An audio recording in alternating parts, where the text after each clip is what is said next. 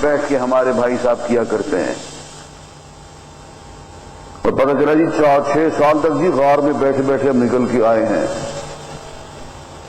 تو انسانیت بھی گوا کے آ گئے ہیں، بھول گئے ہوں گے کہ انسانوں کی شکلیں کیسی ہیں۔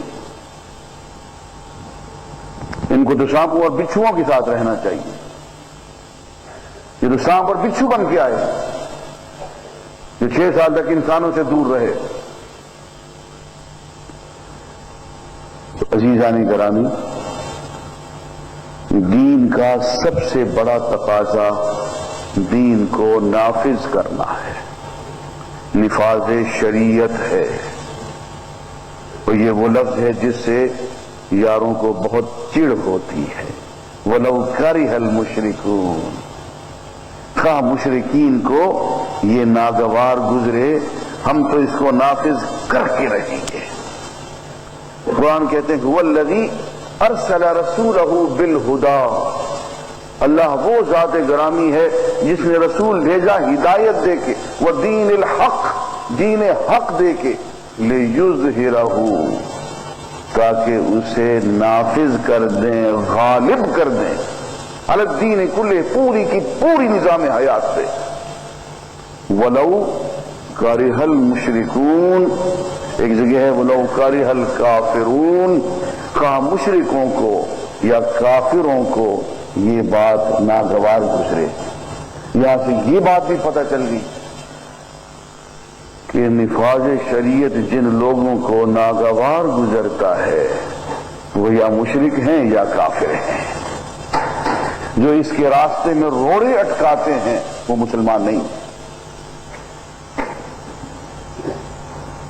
تو عزیزان گرامی، ہمیں ایک نظام ڈھونڈنا پڑے گا، ایک تدبیر کرنی پڑے گی۔ میرا گزشتہ جمعہ کا بھی یہی موضوع تھا، آج میں نے تھوڑا سا اور زاویے سے اس پہ گفتگو کی ہے۔ علماء کا ایک گروہ اس کام کے لیے اکٹھا ہو، ایسے لوگ جو ہر لالچ سے مبرہ ہوں، ایسے لوگ جو کرسی کی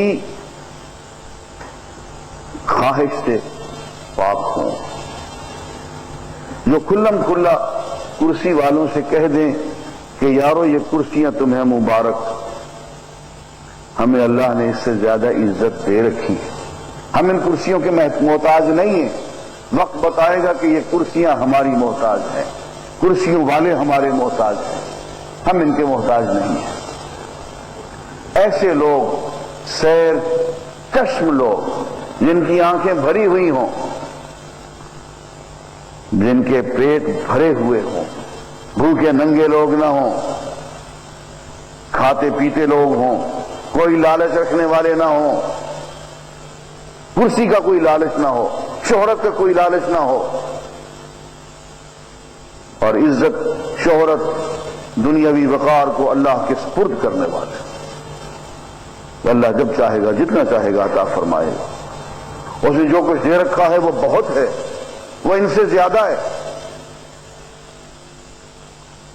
ایک مرکزی وزیر مجھے ملے، ہم گاڑی میں اکٹھے جا رہے تھے، میں نے دیکھا تو میں نے کوئی آدمی دیکھا ہوا ہے، تو ایسے میرے منہ سے جملہ نکل گیا کہ صاحب کہیں دیکھا ہے آپ کو؟ اس نے کہا نہیں آپ نے مجھے نہیں دیکھا ہوگا، اخباروں میں میری تصویروں کو دیکھا ہوگا۔ ہاں، میں نے کہا ایسا ہی ہوگا۔ تو پتہ چلا کوئی مرکزی وزیر ہے، مجھے ان کا نام نہیں آتا تھا، تو خود ہی پوچھتے ہیں آپ مجھے نہیں جانتے؟ میں نے کہا معافی چاہتا ہوں، میں نہیں جانتا ہوں، میں آپ سے واقف نہیں۔ میں تو اتنا عرصہ مرکزی وزیر رہا، آپ اتنی جلدی بھول گئے؟ میں نے کہا آپ اسی قابل ہی تھے، صرف میں ہی نہیں آپ کو پوری قوم بھول چکی ہے۔ میں نے کہا آؤ ادھر سید علی حجویری رحمت اللہ علیہ، دیکھو قوم اس کو کبھی نہیں بھولے گی۔ ابو حنیفہ کا نام لو، مجدد الثانی کا نام لو، نظام الدین اولیاء کا نام لو، شیخ عبد القادر جیلانی کا نام لو، ان کے نہیں، ان کے باپ دادا کو، ان کے شیخ کو، ان کے شیخ کو، ان کے شیخ کو، حضور تک سارے سلسلے کو لوگوں نے زبانی یاد کر رکھا ہے۔ وہ لوگ ہیں جو اس قابل ہیں جنہیں بھولا نہ جائے۔ میں نے کہا محترم آپ اسی قابل تھے کہ آپ کو بھولا دیا، جنہیں موت نہ آ سکے وہ اور ہوتے ہیں۔ عزیزان گرامی، میں یہ سمجھتا ہوں کہ اس وقت بھی ہماری امت میں ایسے علماء، ایسے بزرگ موجود ہیں، لیکن ان پہ ایک مایوسی کی کیفیت طاری ہے، ایک دل شکستگی کی کیفیت طاری ہے۔ میں بار بار کہہ رہا ہوں کہ اے کاش کوئی ایسا ادارہ ہو، کوئی ایسا پلیٹ فارم ہو جو ان لوگوں کو کونوں سے خدوں سے نکالے اور ایک زوردار قسم کی تحریک اٹھے، اور وہ تحریک صرف نفاذ دین کی ہو اور کچھ نہ ہو۔ کوئی انتخابی مہم نہیں، اور کوئی سیٹیں میری سیٹیں اتنی اور تیری سیٹیں اتنی اور تیرا کھانا خراب اور میرا کھانا خراب۔ ان سیٹوں کی تقسیم میں پوری قوم کا بیڑا غرق، اور 50 سال علماء نے، سیاسی علماء نے ہمارے اس میں برباد کر دیے۔ خدا ان کو ہدایت دے اور خدا ان کو معاف کرے۔ وہ علماء اور وہ دینی جماعتیں جنہوں نے 50 سال تک ہمیں انتخابی مہم میں لگائے رکھا ہے، انہوں نے اس قوم کے 50 سال برباد کر دیے۔ اگر یہی لوگ مل کے ایک تحریک اٹھاتے، کسی حکومت سے، وہ ایوب خان کی حکومت ہوتی، وہ ضیاء الحق کی حکومت ہوتی، وہ بے نظیر کی حکومت ہوتی، کسی کی بھی حکومت ہوتی، اور ہاں وہ صدر لغاری کی حکومت ہوتی، ایک تحریک اٹھا کے دیکھتے تو صحیح۔ اور ان حکومت کے لوگوں سے، ان ہیڈز آف دی اسٹیٹ سے، علماء نے مل کے ذوالفقار علی بھٹو سے ایک مطالبہ کیا، پورا نہیں ہوا۔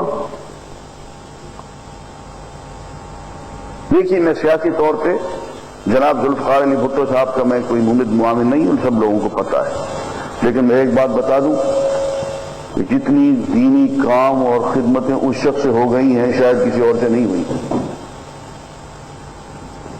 اس لیے کہ ایک تحریک اٹھی، زوردار تحریک اٹھی، سارے علماء مل گئے، انہوں نے کہا ان قادیانیوں کو اقلیت قرار دو۔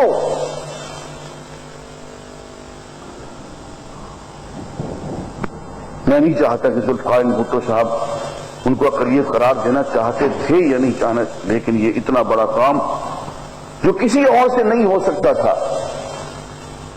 اب یہ کہ چودھری محمد علی جیسے مرد مومن سے بھی نہ ہو سکا، جو تہجد گزار انسان تھے، نہیں کر سکے، کمزور انسان تھے۔ ہمارے بہت نیک لوگ بھی آئے ہیں وزارتوں میں، نہیں کر سکے، لیکن جب ہم نے مل کے ایک مطالبہ کیا تو ہم نے بہت سارے کام ذوالفقار علی بھٹو سے کرا لیے۔ اور میں تو یہ مثال دیا کرتا ہوں کہ اگر ہمارے شیعہ بھائی 3-4% ہونے کے باوجود، پوری قوم کا 3-4% سے زیادہ وہ نہیں ہے لیکن منظم ہے، چلے گئے اسلام آباد 40-50 ہزار کے تعداد میں، پارلیمنٹ کا گھیراؤ کر لیا، اسلام آباد کے بعد حساس پوائنٹس پہ قبضہ کر لیا، ٹریفک جام کر دی، توڑ پھوڑ نہیں کی، بہت تدبیر کے ساتھ، بہت امن، کوئی گالی گلوچ بھی نہیں کوئی، لیکن گھیراؤ کیا، اور چیف مارشل لا ایڈمنسٹریٹر صاحب کے گھٹنے ٹک گئے، اور زکوٰۃ دین کا رکن ساقط ہو گیا۔ یارو، اگر ملک کی 3% آبادی 40-50 ہزار کی تعداد میں جمع ہو کے دین کے رکن کو منسوخ کروا سکتی ہے اپنے لیے، تو 95% آبادی 50-60 لاکھ کی تعداد میں اکٹھے ہو کے دین کو زندہ کیوں نہیں کروا سکتی؟ لیکن ان 50 سالوں میں شیطان نے ہمیں انتخابات میں لگائے رکھا، ان 50 سالوں میں ہمیں ہوش ہی نہیں آئے کہ ہم علماء مل بیٹھیں، اور جس طرح سے تحریک ہم نے ختم ویسی ہی تحریک ہم نفاذ دین کے لیے چلا دیں، اسی طرح سے علماء کو، سرکردہ علماء کو، بزرگ علماء کو ہم اپنا قائد بنائیں۔ جب یہ ختم نبوت کی تحریک چلی، قادیانیوں کو اقلیت، تو اس وقت تو کوئی بریلوی نہیں تھا، کوئی دیوبندی نہیں تھا، کوئی اہل حدیث نہیں تھا، اس وقت تو یکدخت سارے ہی مسلمان ہو گئے تھے۔ ان ساری اختلافات سے ہم اوپر ہو گئے تھے، وہ مسئلہ ختم ہو گیا تو پھر واپس کوئی بریلوی ہو گیا، کوئی دیوبندی ہو گیا، کوئی اہل حدیث ہو گیا۔ عزیزان گرامی، میں یہ دو مثالیں آپ کے سامنے رکھا ہوں۔ ایک تو 1980 میں زکوٰۃ آرڈیننس کے خلاف جو تحریک چلی، شیعہ بھائیوں نے چلائی، وہ کر لیجئے۔ چلیے وہ شیعہ بھائیوں کی آپ نہیں مانتے، آپ کہیں گے یہ شاید چھپا ہوا اندر سے شیعہ ہے، چلو وہ نہ کرو۔ وہ جو 1975 میں آپ لوگوں نے خود چلائی تھی قادیانیوں کے خلاف، وہ چلا لیں اسی پیٹرن پہ، اسی انداز میں، بالکل وہی شے، بالکل وہی کی وہی تحریک، وہی کا وہی انداز۔ اس وقت آپ نے ایک مطالبہ کیا تھا کہ قادیانیوں کو اقلیت قرار دو، اس مرتبہ یہ مطالبہ کر دو کہ دین کو نافذ کر دو۔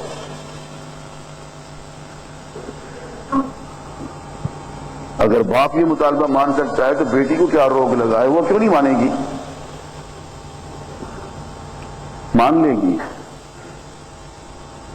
اور ہم یہ کہہ دیتے ہیں، میں آج یہ فتویٰ دیتا ہوں کہ اگر محترمہ بے نظیر بھٹو دین کو نافذ کرتی ہیں تو میں اسی قرآن کی روح سے ثابت کر دوں گا کہ وہ مردوں سے افضل ہیں۔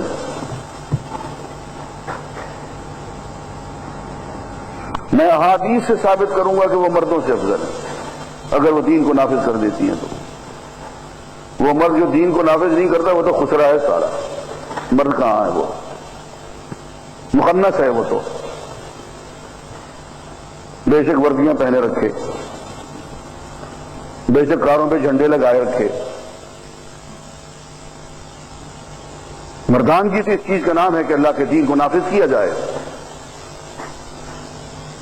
تو عزیزان گرامی، کرنے کا کام یہ ہے، اور میں اس پہ زور دیتا ہوں، اور علماء کی، سیاسی جماعتوں کی آپس کی جو سیاسی چپکلش ہیں، ہم اس سے بیزار ہو چکے ہیں۔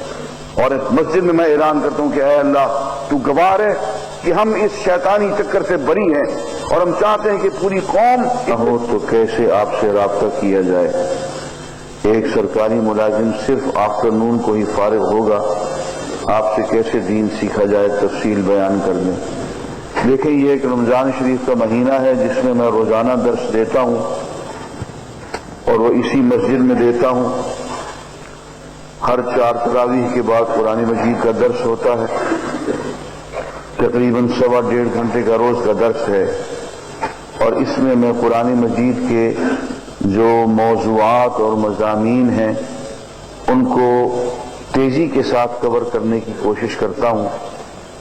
قرآن مجید کی نہ تو تلخیص ہو سکتی ہے، نہ انتخاب ہو سکتا ہے، لیکن جتنی توفیق ملتی ہے اس کے مطابق میں آج کل روزانہ 1.25 گھنٹہ درس ہو رہا ہے، اس میں شریک ہو جائیں۔ اس کے علاوہ پھر یہ جمعہ کا پروگرام ہے، ہاں روزانہ ٹیلی ویژن پہ بھی میرا آدھا گھنٹہ